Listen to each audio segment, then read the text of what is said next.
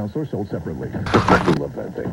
All right. Back now to Richard C. Hoagland, and as I was saying, this all kind of goes over my head. I guess that, and I sometimes wonder as I listen to it, for both Caller and Richard, whether we're putting things together and coming to a conclusion, or whether it is proper to look at these things and come to the conclusion, if you follow what I'm saying here. Yeah, and the last caller, obviously, he's looking at relationships and is seeing a pattern. What we've been doing is a little different, all right?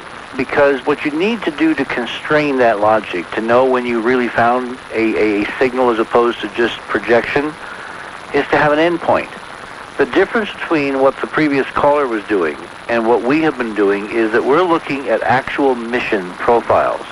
When you leave the planet Earth, when you send a spacecraft into space, the planets are moving, the Earth is rotating, everything is in motion.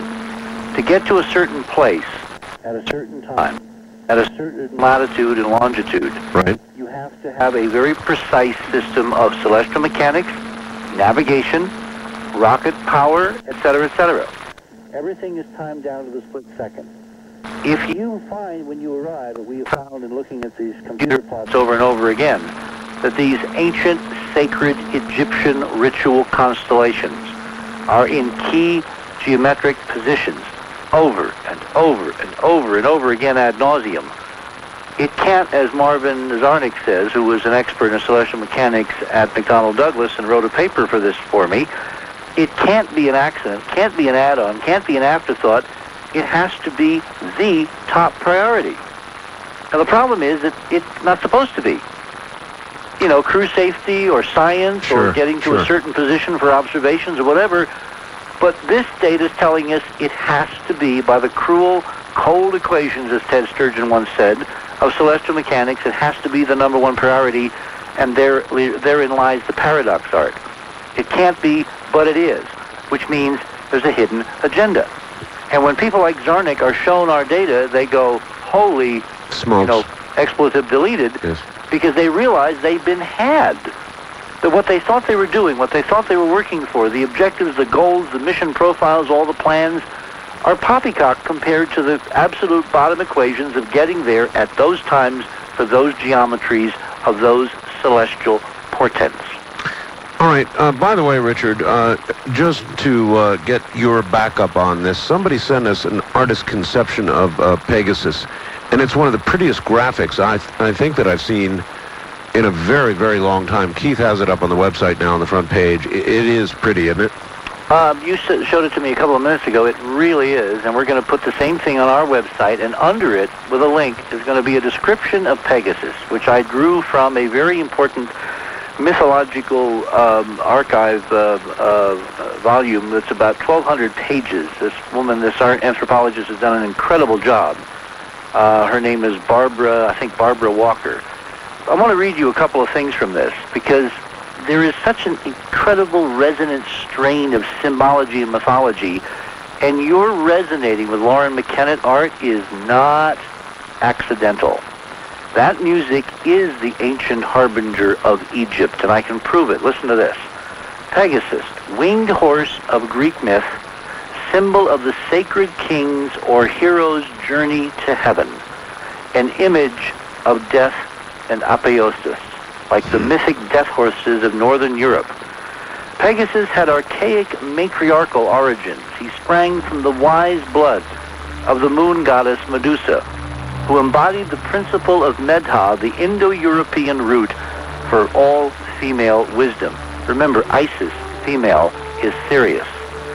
Or alternatively, he was the magic horse, Arion, moon creature on high, born of the goddess Demeter and ridden by Heracles in his role of sacred king in Elis.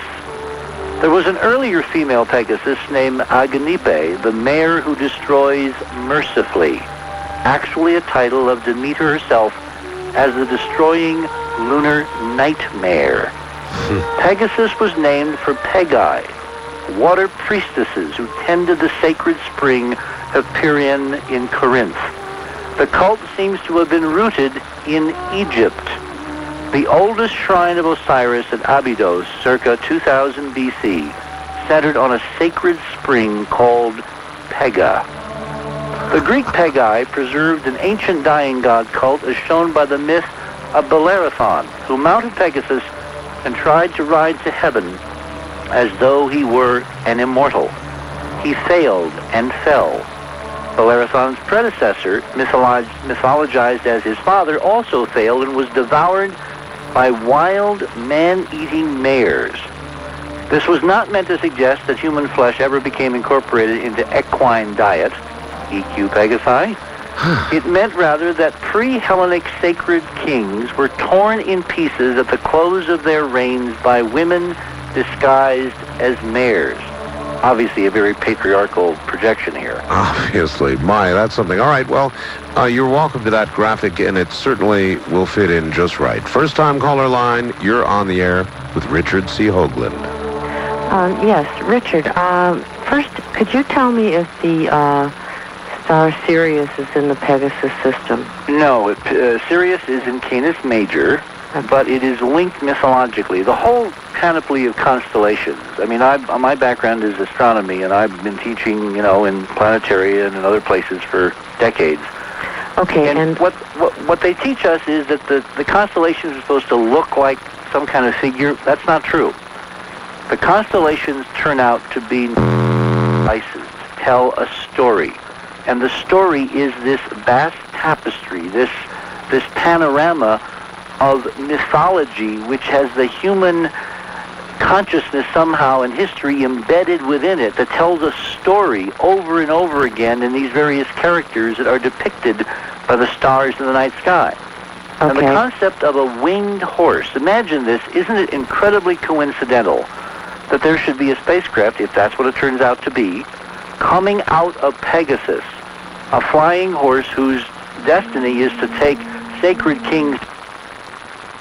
Could be a spaceship destined to take someone to heaven if and when it arrives. It's just too perfect if it's real. Okay. Have you ever heard of a book called The Keys of Enoch? Yes, by Hertek. Yes. Have you read it? I've tried. Okay. Well, you need to go and look at key number 108. Okay. And which, by the way, is a critical number.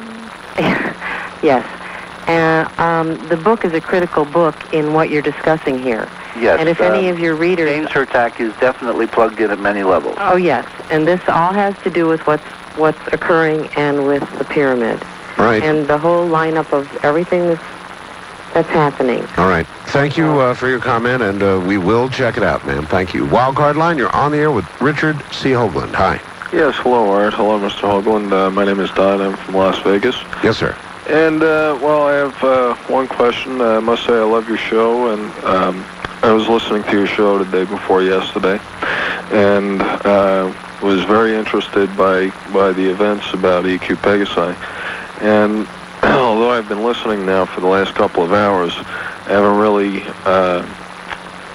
gotten much information on the latest developments in the situation. Okay, Richard, you want to give him a synopsis? Well, the official GeoCities site that was kind of the link to Britain, to Paul Dorr, the engineer, has been taken down. It's been replaced with an NSA, National Security Agency logo, which has been up there since dawn yesterday. There is one pretty amazing piece of solid data, which is a set of observations on November 2nd by an Australian team at the Australia Telescope Compact Array, which has a stunning confirmation of a signal just about in the right place on the frequency spectrum to be matched with two other confirmations from Japan and Guernsey, England earlier. And we're now waiting for another confirmation. The Enterprise people are putting together their own radio astronomical facilities.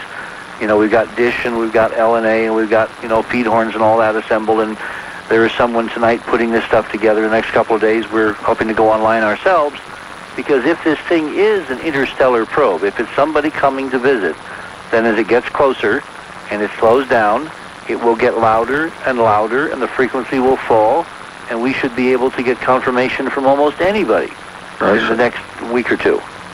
That's fantastic.